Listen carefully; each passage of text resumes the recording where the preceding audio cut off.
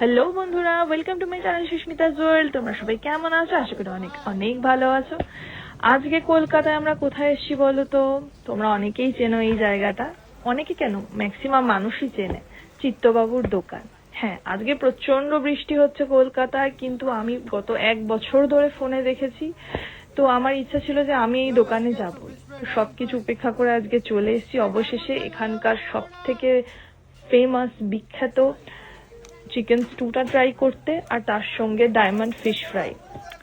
বিশ্বাস করবেন, আমি অনেক জায়গায় ডায়মন্ড ফিশ ফ্রাই খেয়েছি, অনেক জায়গায় খেয়েছি, কিন্তু এখানের ফিশ ফ্রাইটা এতটা ভালো লাগলো।